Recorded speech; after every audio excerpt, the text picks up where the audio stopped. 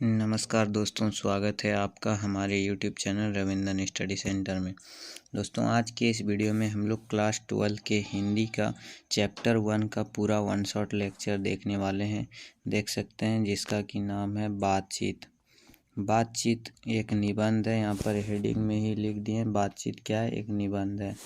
Crash course है, बिल्कुल आप सभी लोगों का आधा घंटा में ये क्लियर हो जाएगा 30 मिनट में। तो आप सभी लोग शुरू से देख लीजिएगा, आपका एक भी क्वेश्चन नहीं छूटेगा, इतना आप लोग याद कर लेते हैं। तो देख सकते हैं यहाँ पर चैप्टर 1 का हम वीडियो लेकर के आ चुके हैं। यहाँ पर देखिए बालकृष्ण भट्ट जी का फ़ोटो है और ये बातचीत लिखे हैं। अब बातचीत क्या है, एक निबंध है। पहला क्वेश्चन तो यहीं पर बन जाएगा, पूछेगा कि बातचीत क्या है। तो बातचीत याद रखिएगा एक निबंध है, यहाँ पर देख लीजिएगा। अब यहाँ पर देखिए जो जो स्टार में है बिल्कुल ही इम्पोर्टेंट है। बातचीत के लेखक कौन है, तो बालकृष्ण भट्ट जी बातचीत के लेखक है। ये पूछेगा कि कौन से काल के कवि थे, तो ये याद रखिएगा आधुनिक काल के कवि थे बालकृष्ण भट्ट। अब इनका युग पूछेगा, युग आप सभी लोगों को ध्यान में रखना है, भारतीय हिंदू युग के रचनाकार हैं बालकृष्ण भट्ट। चलिए अब बालकृष्ण भट्ट जी का जन्म देख लेते हैं। यहाँ पर देखिए ये टारगेट बोर्ड का जो है ये PDF हम नोट्स यूज कर रहे हैं। आपको अगर लेना है तो व्हाट्सएप चैनल में ज्वाइन हो जाइएगा और टेलीग्राम में, जिसका कि लिंक डिस्क्रिप्शन बॉक्स में मिल जाएगा। बिल्कुल ही फ्री में आपको नोट्स मिल जाएगा। अब इससे आप लोग बेहतर तैयारी कर सकते हैं क्रैश कोर्स के साथ, बिल्कुल फ्री में यूट्यूब पर रविंदर स्टडी सेंटर में पढ़ाया जाता है।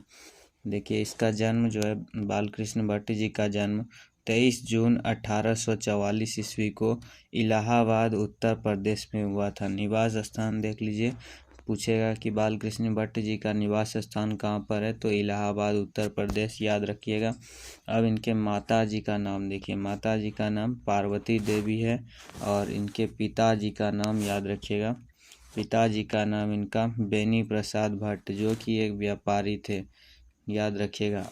उनके माता ने ही बालकृष्ण भट्ट के मन में अध्ययन की रुचि की लालसा जगाई, यानी कि उनके माता जी ने ही पढ़ाई के बारे में बताया था सब कुछ। अब देखिए इनको शिक्षा दीक्षा किसने दिया और कहाँ पर दिया, ये सारा यहाँ पर दिया गया। शिक्षा दीक्षा जो है प्रारंभ में संस्कृत का अध्ययन किया एवं 1867 में प्रयाग के मिशन स्कूल में एंट्रेंस की परीक्षा दी।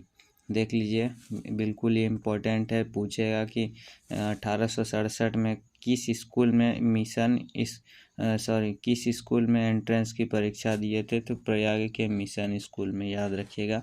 इसी से क्वेश्चन छुपा है, यहीं से क्वेश्चन आप सभी लोगों को बनेगा। अब वृत्ति देख लीजिए 1869 ईस्वी से 1875 तक प्रयाग के मिशन स्कूल में अध्यापन का कार्य किए, यानी कि प्रयाग के मिशन स्कूल में ये टीचर का भी काम किए हैं। अब यहाँ पर देखिए 1885 में प्रयाग के CAV स्कूल में संस्कृत का अध्यापन किया। अब नीचे देखिए जो इनका वृत्ति है यहाँ पर दिया गया है। 1888 में प्रयाग की कायस्था पाठशाला इंटर कॉलेज में अध्यापक नियुक्त हुए और इनको देखिए यहाँ पर स्टार में लिखा गया है, किंतु स्वभाव उग्र के रहने के कारण नौकरी छोड़नी पड़ी, यानी कि बालकृष्ण भट्ट जो है वो गुस्सैल आदमी थे और बाद लेखन कार्य पर ही निर्भर हो गए, यानी कि बाद में ये पूरा अपना लेखन कार्य में ही जिंदगी झोंक दिए। देखिए यहाँ पर रचनात्मक सक्रियता क्या क्या दिया गया है, यहाँ पर देखिए बिल्कुल ही इम्पोर्टेंट है रचनात्मक सक्रियता। इनका भारतीय हिंदू हरिश्चंद्र की प्रेरणा से हिंदी वर्धनी सभा प्रयाग की ओर से हिंदी प्रदीप नामक मासिक पत्र निकालना प्रारंभ किया। इसे वे 33 वर्षों तक चलाते रहे, यानी कि हिंदी प्रदीप नामक का भी रचना बालकृष्ण भट्ट जी ने ही किया, याद रखिएगा। और याद रखिएगा 33 वर्ष तक चलाया गया था। भट्ट जी ने 1886 में लाला श्रीनिवास दास की संयोगिता स्वयंवर की कठोर आलोचना की। ये सभी आप सभी लोग याद रखिएगा, बिल्कुल ही इम्पोर्टेंट है। अब इनका देखिए कुछ उपन्यास है जो कि आप सभी लोगों को याद रखना है। उपन्यास में देखिए रहस्य कथाएं, नूतन ब्रह्मचारी, 100 अजान एक सुजान, गुप्त बैरी, रसातल यात्रा, उचित दक्षिणा, हमारी घड़ी, सद्भाव का अभाव, ये इनका उपन्यास है जो कि आप सभी लोगों को याद रखना है। अब इतना सारा याद नहीं रखना है, इसमें इम्पोर्टेंट है एक देख लीजिए। नूतन ब्रह्मचारी इम्पोर्टेंट है। 100 अजान 1 सुजान, ये भी बार बार एग्जाम में आता है। और यहाँ पर देखिए हमारी घड़ी, सद्भाव का अभाव, एक आप सभी लोग याद रखिएगा गुप्तवैरी। ये बिल्कुल ही इम्पोर्टेंट, यहाँ पर आप सभी लोगों को उपन्यास याद रखना है, बार बार एग्जाम में पूछा जाता है। अब कुछ इनके नाटक है जो कि आप सभी लोगों को याद रखना है। पद्यावती, किरातार्जुनीय, वैनिसंहार, शिशुपाल वध, नल दमयंती या दमयंती स्वयंवर, शिक्षादान, चंद्रसेन, सीता वनवास, पतित पंचम, मेघनाद वध, कट्टर, सोम की एक नाल, नकल, व्रियनला, इंग्लैंडेश्वरी, भारतीय जननी, भारतवर्ष और कली, 2 दूरदेशी, एक रोगी और एक वैद्य, रेल का विकट खेल, बाल विवाह। इतना आप सभी लोगों को नाटक इनका याद रखना है, अच्छे तरीके से रट लेना है, एग्जाम में बार बार पूछा जाता है। नेक्स्ट देखिए इनका कुछ प्रश्न जो इन्होंने काम किया। देखिए प्रश्न में जैसा काम वैसा परिणाम, नई रोशनी का विष, आचार विडंबन आदि निबंध, 1000 के आसपास निबंध जिनमें 100 से ऊपर बहुत ही महत्वपूर्ण है। यानी कि देखिए 1000 से ऊपर, ये 1000 से लगभग आसपास निबंध लिखे हैं, जिसमें से 100 से ऊपर बहुत ही इनका महत्वपूर्ण निबंध जो कि बहुत ही प्रचलित हुआ था। अब देखिए यहाँ पर रामचंद्र शुक्ल ने बालकृष्ण भट्ट को अंग्रेजी साहित्य के एडिशन और स्टील की श्रेणी में रखा। अब ये क्वेश्चन पूछेगा कि एडिशन और स्टील की श्रेणी में किसने रखा था, तो रामचंद्र शुक्ल ने रखा था। यहाँ पर देखिए आप सभी लोगों को याद रखना है। अब इनका लास्ट में निधन हो गया 20 जुलाई 1914 ईस्वी को, यानी कि 23 जून 1844 को इनका जन्म हुआ और 20 जुलाई 1914 ईस्वी को इनका निधन हो गया, यानी कि मृत्यु हो गया। अब यहाँ पर देख सकते हैं आप सभी लोग, इनका जो है यहाँ से बातचीत का सारांश जो स्टार्ट हो चुका है। देखिए बातचीत का सारांश यहाँ से स्टार्ट है। आप सभी लोग वीडियो को लाइक कर दीजिएगा। इनका हम सारांश भी इस वीडियो में बताने वाले हैं, साथ ही साथ ऑब्जेक्टिव क्वेश्चन भी कराने वाले हैं। देखिए बातचीत का सारांश में सबसे पहले इन्होंने क्या बात बताया है। देखिए यहाँ पर बोल रहा है, बातचीत शीर्षक निबंध आधुनिक काल के प्रसिद्ध निबंधकार बालकृष्ण भट्ट द्वारा लिखा गया है, जिसमें वाक शक्ति को लेखक ने ईश्वर का वरदान बताया है। बालकृष्ण जी कहते हैं कि वाक शक्ति अगर मनुष्य में ना होती तो ना जाने इस गूंगी सृष्टि का क्या हाल होता। वे कहते हैं कि बातचीत में वक्ता को स्पीच की तरह नाज नखरा जाहिर करने का मौका नहीं दिया जाता। यानी कि देखिए बोल रहे हैं यहाँ पर बातचीत के द्वारा, ये अगर मनुष्य को बातचीत करने का यानी कि शक्ति भगवान जी नहीं दिए होते तो क्या हाल होता इस गूंगी सृष्टि का, वही यहाँ पर वर्णन कर दे रहे हैं बालकृष्ण भट्ट। देखिए स्पीच में वक्ता भाषण और बातचीत दोनों है। भाषण में मानव पहले संभल कर बोलता है और फिर कोई चुटीली बात करता है ताकि ताली ध्वनि से कमरा गूंज उठे। इसमें अपने भाषण में ऐसा मौका लाना पड़ता है जिससे ताली बजे। बातचीत में ताली बजाने का कोई मौका नहीं होता है। स्पीच का उद्देश्य सुनने वाले के मन में जोश और उत्साह पैदा करना होता है। बातचीत मन बहलाने का एक तरीका है। देखिए नेक्स्ट यहाँ पर हम लोग देखते हैं, वे कहते हैं यानी कि बालकृष्ण भट्ट कहते हैं कि जैसे आदमी को ज़िंदगी मज़ेदार बनाने के लिए खाने पीने चलने फिरने इत्यादि की ज़रूरत है, वैसे ही बातचीत भी अति आवश्यक है। इससे मन हल्का और स्वच्छ हो जाता है तथा अति आनंद प्राप्त होता है। यहाँ से भी क्वेश्चन पूछेगा कि बातचीत करने से क्या होता है, तो मन हल्का और स्वच्छ हो जाता है, याद रखिएगा।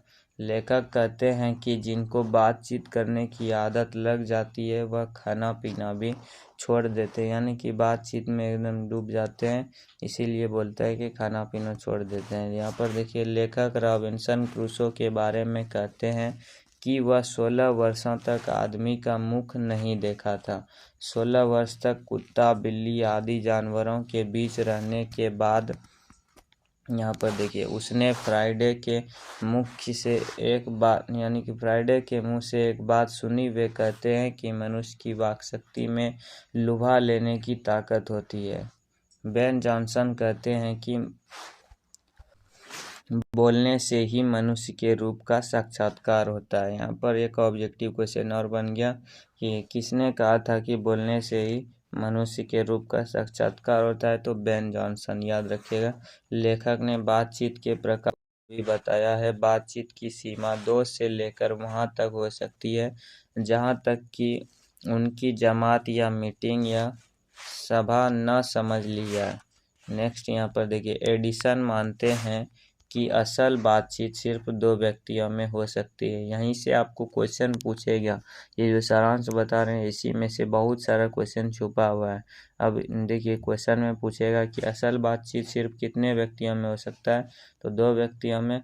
और किसने असल बातचीत पर टिप्पणी की थी, तो एडिसन ने की थी। एडिसन मानते हैं अर्थात जब 2 लोग होते हैं तभी अपना दिल एक दूसरे के सामने खोल पाते हैं। 2 व्यक्ति के बातचीत में अगर कोई तीसरा आ जाता है तो वे दोनों अपने बातचीत बंद कर देते हैं। 4 लोग के बीच की बातचीत केवल फॉर्मेलिटी होती है, इसमें खुलकर बातें नहीं होती है। वह फॉर्मेलिटी गौरव और संजीदगी वाली बात होती है।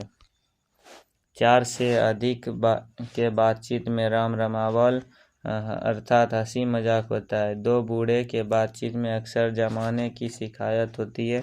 वे बाबा आदम के समय के दास्तान शुरू करते हैं जिसमें 4 सच तो 10 झूठ होता है। लेखक कहते हैं कि 2 सहेलियों के बीच बातचीत का जायका निराला होता है। सभी बहुत ही इम्पोर्टेंट है। अब यहाँ पर देखिए, अब बूढ़ी का बात आ चुका है। 2 बूढ़ियों के बातचीत बहू बेटी वाली होती है। वह अपनी बहुओं या बेटों को का गला शिकवा करती है। स्कूल के लड़कों से बातचीत में अपने उस्ताद की शिकायत या तारीफ या अपने सहपाठियों में किसी के गुण अवगुण की होती है।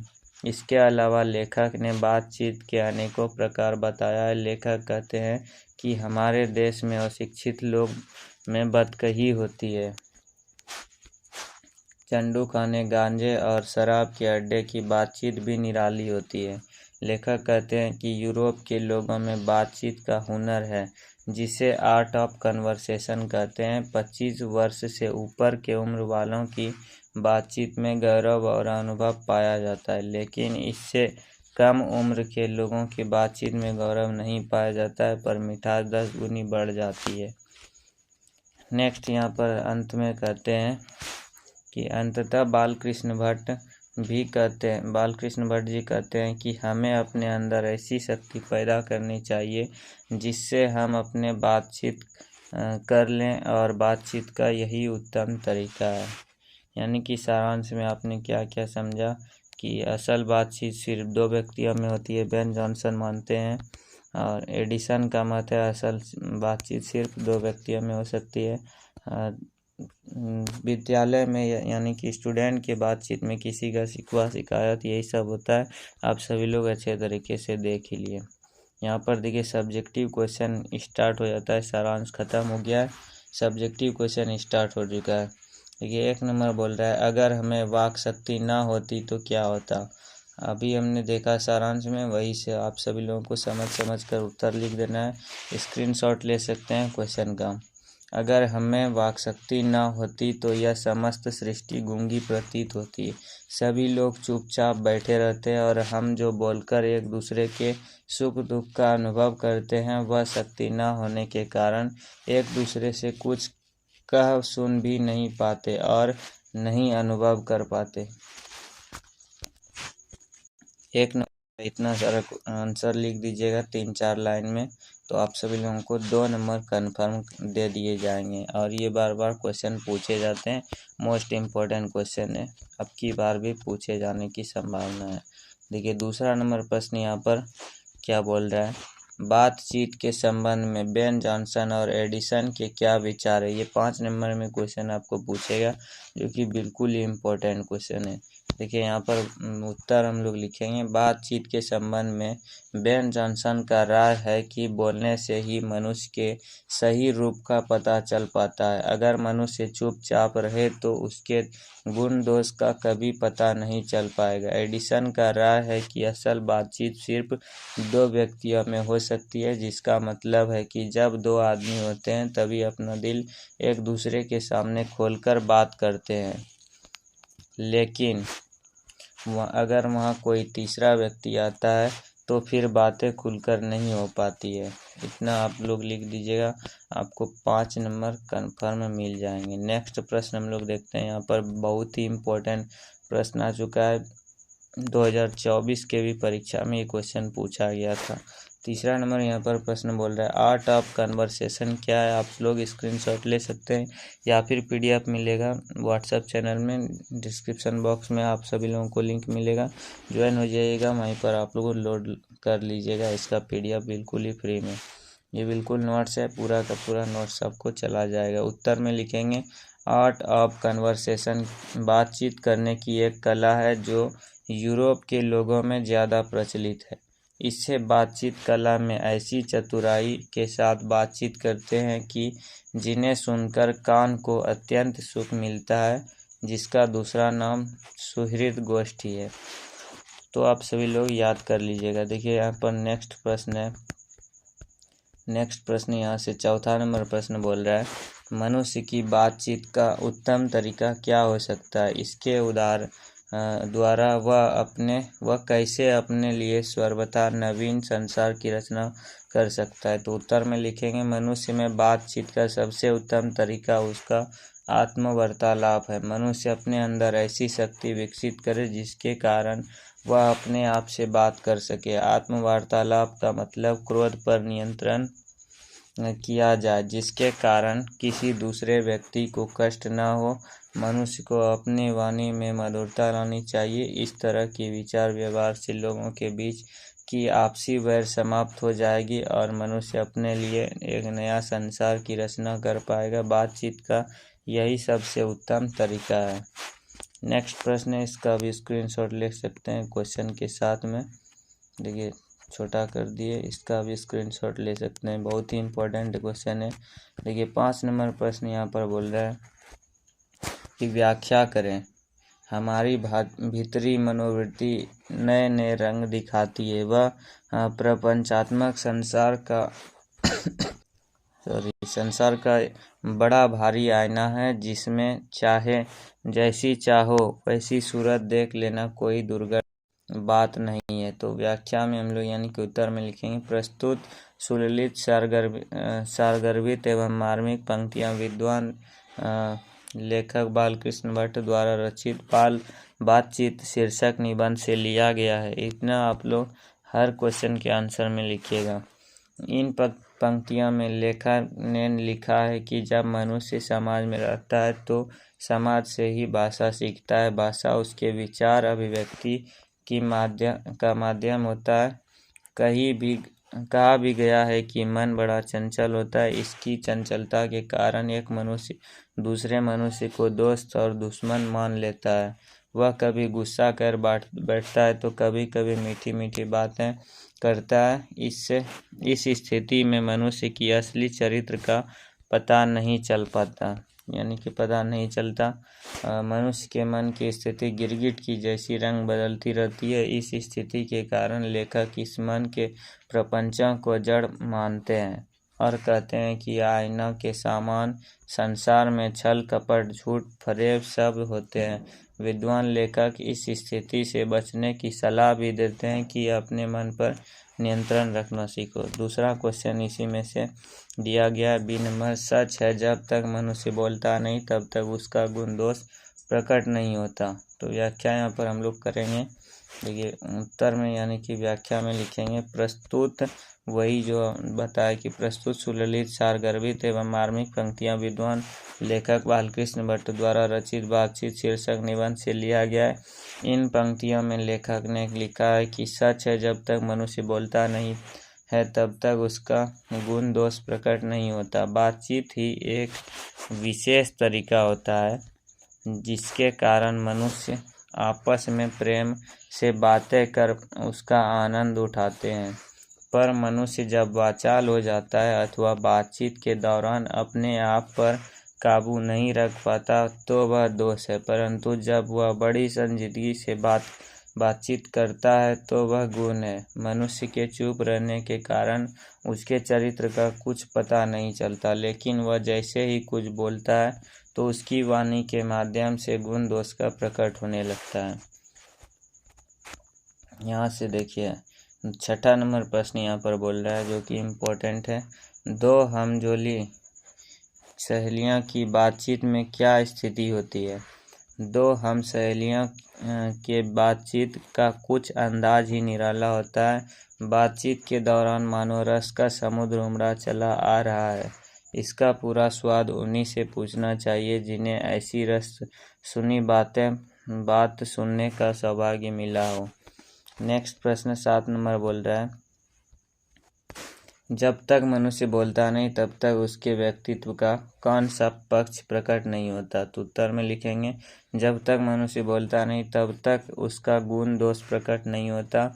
बातचीत ही एक तरीका होता है जिसके कारण मनुष्य आपस में प्रेम से बातें कर उसका आनंद उठाते हैं, परंतु मनुष्य जब वाचाल हो जाता है और बातचीत के दौरान अपने आप पर काबू नहीं रख पाता है तो वह दोष है, परंतु जब वह बड़ी संजीदगी से बातचीत करता है तो वह गुण है। मनुष्य चुप रहने के कारण उसके चरित्र का कुछ पता नहीं चलता, लेकिन वह जैसे ही कुछ बोलता है उसकी वाणी के माध्यम से गुण दोष प्रकट होने लगता है। तो यहाँ पर सब्जेक्टिव प्रश्न अंत होता है। 6-7 सब्जेक्टिव प्रश्न थे जो कि इस चैप्टर से बहुत ही इम्पोर्टेंट क्वेश्चन थे। तो ये 7 सब्जेक्टिव प्रश्न को आप याद रखिएगा। ऑब्जेक्टिव तो सभी पढ़ लेते हैं, कमज़ोर से कमज़ोर छात्र भी, लेकिन जो सब्जेक्टिव को याद करता है वही एग्ज़ाम में अच्छे मार्क्स ला पाते हैं। यानी कि 5 नंबर का 2 नंबर का सब्जेक्टिव प्रश्न पूछता है, आप लोग उसका और हिंदी में अच्छे तरीके से अर्थ लिख दीजिएगा तो 100 में 100 लाने से कोई नहीं रोक सकता है। अभी से भी टाइम है, 3 महीने में क्रैश कोर्स भी पढ़कर 450 नंबर तक छुआ जा सकता है अंक को। तो आप सभी लोग इस वीडियो को ज़्यादा से ज़्यादा दोस्तों के पास शेयर कीजिए ताकि उनको भी पता चले। और नोट्स बिल्कुल ही फ्री में मिलेगा टारगेट बोर्ड का और रविंद्रन स्टडी सेंटर दोनों का। ऑब्जेक्टिव क्वेश्चन देखिए यहाँ से स्टार्ट हो चुका है। देखिए 1 नंबर प्रश्न बोल रहा है, बाल कृष्ण भट्ट की रचना बातचीत क्या है? तो ये एक ललित निबंध है, याद रखिएगा, शुरू में ही बताए। दूसरा नंबर प्रश्न यहाँ पर पूछ रहा है, बाल कृष्ण भट्ट किस युग के निबंधकार थे? तो ये भारतेंदु युग के निबंधकार थे। ऑप्शन नंबर बी इसका राइट आंसर हो जाएगा। नेक्स्ट प्रश्न तीसरा नंबर पूछ रहा है, मनुष्य की बातचीत का उत्तम तरीका क्या है? तो अवाहक होकर अपने से बातचीत करना। नेक्स्ट प्रश्न चौथा नंबर बोल रहा है, संवाद में सबसे महत्वपूर्ण क्या है? तो आत्मीयता। नेक्स्ट प्रश्न यहाँ से 5वां नंबर प्रश्न देखिए यहाँ पर क्या बोल रहा है, बाल कृष्ण भट्ट का जन्म हुआ था 23 जून 1844 ईस्वी को हुआ था। Right answer option number B हो जाएगा। 6 नंबर प्रश्न यहाँ पर पूछ रहा है, संयोगिता स्वयंवर रचना है।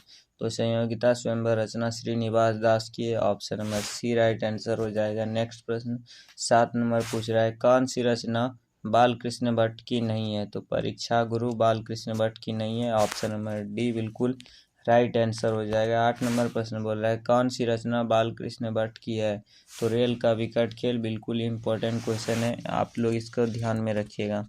नेक्स्ट प्रश्न 9 नंबर पूछ रहा है कि बाल कृष्ण भट्ट ने कौन सा मासिक पत्र निकाला था? तो आप सभी लोगों को सारांश में ही बताए थे कि हिंदी प्रदीप नामक मासिक पत्र निकाला था। ऑप्शन नंबर सी बिल्कुल राइट आंसर हो जाएगा। 10 नंबर प्रश्न यहाँ पर पूछ रहा है, बातचीत किस विद्या की रचना है? तो बातचीत याद रखिएगा निबंध हो जाएगा। Right answer option number D आप सभी लोग याद रखिएगा। 11 नंबर प्रश्न यहाँ पर पूछ रहा है, इसको थोड़ा छोटा कर लेते हैं। बोल रहा है, रॉबिन्सन क्रूसो ने 16 वर्ष के उपरांत किसके मुख से एक बात सुनी? तो फ्राइडे के मुख से एक बात सुनी थी। Option number A right answer हो जाएगा। 12 नंबर यहाँ पर प्रश्न बोल रहा है, बातचीत शीर्षक निबंध के निबंधकार कौन है? तो बालकृष्ण भट्ट हो जाएगा। ऑप्शन नंबर इसका बी बिल्कुल राइट आंसर। देखिए 13 नंबर यहाँ पर प्रश्न बोला, बातचीत के माध्यम से बालकृष्ण भट्ट क्या बतलाना चाहते हैं? तो बातचीत की शैली बतलाना चाहते हैं। Option number A right answer हो जाएगा। नेक्स्ट प्रश्न है, देखिए 14 नंबर बोल रहा है, भट्ट जी को किसने अंग्रेजी साहित्य के एडिशन और स्टील की श्रेणी में रखा है? तो रामचंद्र शुक्ल ने रखा है। ऑप्शन नंबर इसका सी बिल्कुल राइट आंसर हो जाएगा। प्रश्न यहाँ पर बोल रहा है, बालकृष्ण भट्ट का निवास स्थान कौन सा है? तो इलाहाबाद उत्तर प्रदेश हो जाएगा। Right answer option number B. देखिए 16 नंबर प्रश्न बोल रहा है, बालकृष्ण भट्ट ने किस पत्रिका का संपादन किया? तो Hindi Pradeep. Option number C right answer हो जाएगा। 17 नंबर प्रश्न पूछ रहा है, बालकृष्ण भट्ट ने हिंदी प्रदीप नामक मासिक पत्रिका निकालना कब प्रारंभ किया था? तो यह 1877 ईस्वी में प्रारंभ किया था। नेक्स्ट प्रश्न 18 नंबर पूछ रहा है, कौन सी रचना बालकृष्ण भट्ट द्वारा रचित नहीं है? तो मेघदूतम हो जाएगा। ऑप्शन नंबर सी बिल्कुल राइट आंसर हो जाएगा। 19 नंबर प्रश्न पर देखिए, कौन सा उपन्यास बालकृष्ण भट्ट द्वारा रचित है? तो 100 जान एक सुजान। Option number C right answer हो जाएगा। यहाँ पर देखिए नेक्स्ट प्रश्न जो है 20 नंबर यहाँ से स्टार्ट है, पूछ रहा है, नाटक के प्रारंभ में होने वाले मंगल पाठ को क्या कहा जाता है? तो नंदी पाठ कहा जाता है। 21 नंबर प्रश्न है, रॉबिन्सन क्रूसो को कब तक मनुष्य का मुख देखने को नहीं मिला? तो 16 वर्ष तक मनुष्य का मुख देखने को नहीं मिला था। नेक्स्ट प्रश्न 22 नंबर बोल रहा है, बोलने से ही मनुष्य के रूप का साक्षात्कार होता है, यह किसने कहा? तो ये बेन जॉनसन ने कहा था। Right answer option number B हो जाएगा। 23 नंबर प्रश्न है, असल बातचीत सिर्फ दो व्यक्तियों में ही हो सकती है, यह किसका मत है? तो ये एडिसन का मत है। Right answer option number A हो जाएगा।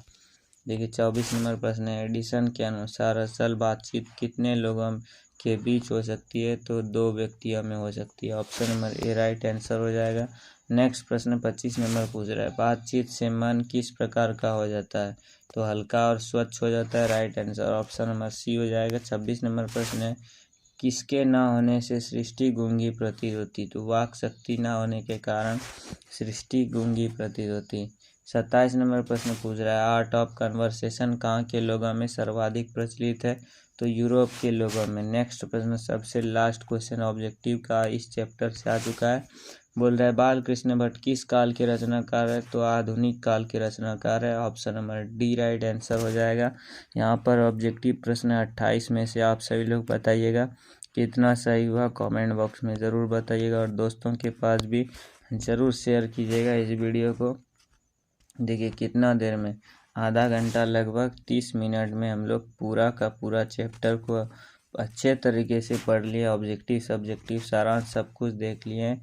तो आज के इस वीडियो में यहीं पर समाप्त करते हैं। नेक्स्ट वीडियो में आप सभी लोगों का दूसरा चैप्टर का आने वाला है, तो चैनल को सब्सक्राइब कर लीजिएगा। और इसका अगर आप लोग PDF नोट्स लेना चाहते हैं तो व्हाट्सएप चैनल में और टेलीग्राम चैनल में जुड़ जाइएगा। वहाँ पर देखिए लिंक मिल जाएगा डिस्क्रिप्शन बॉक्स में, वहीं पर आपको PDF बिल्कुल ही फ्री में डाउनलोड करके अच्छे तरीके से याद कर सकते हैं। तो चलिए मिलते हैं हम नेक्स्ट वीडियो में। वीडियो को लाइक करके दोस्तों के पास ज़रूर शेयर कीजिएगा और चैनल को ज़रूर सब्सक्राइब कर लीजिएगा ताकि जैसे वीडियो अपलोड करें आपको नोटिफिकेशन मिल जाए।